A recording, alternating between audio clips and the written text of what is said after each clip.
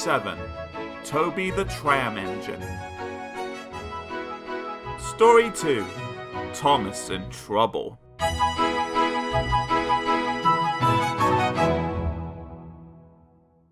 There is a line to a quarry at the end of Thomas's branch. It goes for some distance along the road. Thomas was always very careful here in case anyone was coming. Peep, peep, peep, he whistled. Then the people got out of the way, and he puffed slowly along with his trucks rumbling behind him. Early one morning, there was no one on the road, but a large policeman was sitting on the grass close to the line. He was shaking a stone from his boot. Thomas liked policemen. He had been a good friend of the constable who used to live in the village, but he had just retired. Thomas expected that the new constable would be friendly too. Peep, peep, he whistled. Good morning. The policeman jumped and dropped his boot. He scrambled up and hopped round on one leg till he was facing Thomas. Thomas was sorry to see that he didn't look friendly at all.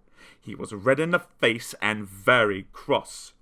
The policeman wobbled about, trying to keep his balance. Disgraceful, he sputtered. I didn't sleep or wink last night. It was so quiet, and now engines come whistling suddenly behind me. My first day in the country, too. He picked up his boot and hopped over to Thomas. I'm sorry, sir, said Thomas. I only said good morning. The policeman grunted, and leaning against Thomas's buffer, he put his boot on. He drew himself up and pointed to Thomas.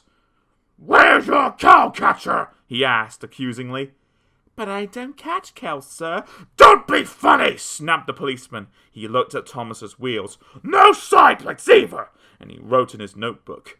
Engines going on public roads must have their wheels covered, and a cow-catcher in front. You haven't, so you are dangerous to the public. Rubbish, said his driver. We've been along here hundreds of times and never had an accident. That makes it worse, the policeman answered. He wrote regular lawbreaker in his book. Thomas puffed sadly away. The Fat Controller was having breakfast. He was eating toast and marmalade.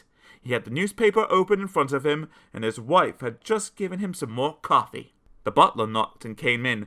Excuse me, sir, you are wanted on the telephone. Bother that telephone, said the Fat Controller.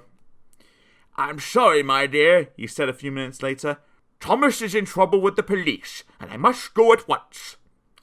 He gulped down his coffee and hurried from the room. At the junction, Thomas's driver told the Fat Controller what had happened. Dangerous to the public, indeed. We'll see about that. And he climbed grimly into Annie, the coach. The policeman was on the platform at the other end. The Fat Controller spoke to him at once, and the crowd collected to listen.